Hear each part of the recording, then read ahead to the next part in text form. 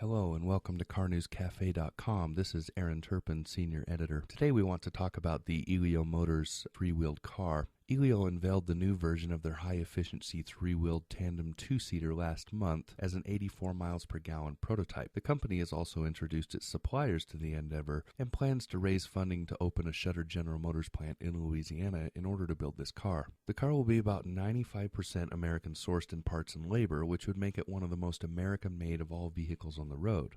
Most of the parts that go into the Elio, with the exception of frame and body shell, are off-the-shelf parts rather than custom-built. This is a large reason why the Elio is so inexpensive. The windshield, door glass, and everything about the engine and transmission and most of the suspension and steering components are parts that can be picked up at any auto parts store, making repairs and replacement easy, and insurance will be cheap. The Elio itself is a three-wheeled car in a tadpole configuration, which means two wheels at front and one at the rear with tandem seating, and the engine is up front on the front axle. That engine is a small 3-cylinder 1.0-liter outputting 70 horsepower. It's a fuel-injected single overhead cam configuration. The car is standard with a 5-speed manual, or an optional automatic can be added. This drives the car forward to a top speed of somewhere around 100 miles an hour. Amazingly, the Elio will achieve an estimated 49 miles per gallon in the city and 84 miles per gallon on the highway, and it's designed to qualify for a 5-star crash test rating from both the government and the Insurance Institute for Highway Safety. This would make it the first production three-wheeler to ever do that.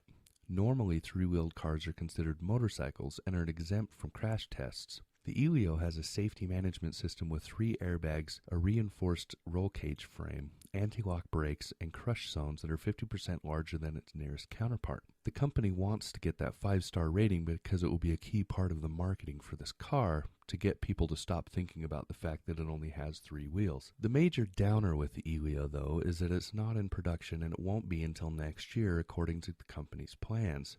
Realistically, that's probably not very likely unless they raise a lot of money very, very soon. The Shreveport, Louisiana plant they want to use is a shuttered GM facility and would require retooling, workforce hiring and training, parts supply, and so forth. Do all of that in a year is really not that realistic. Still, the car is very cool, and all of us here would love to see it go into production. What we really like about this car is that it's planned from the ground up to be American-made with local sourcing as the key parameter. The company's motto is "Make it in America and sell it to American," and that's a great thing, not because of some nationalistic pride, but because environmentally it's much more sustainable. The very low price tag that goes with this is also a great thing. It's a cheap car to buy. At $6,800, it comes with most of the things you expect on a car, like air conditioning and a radio. Because of that cheap price, it will be cheap to maintain and to insure, because maintenance costs are all going to be off the shelf at Napa or AutoZone or wherever, and the insurance is usually based on the replacement price of the car. And since it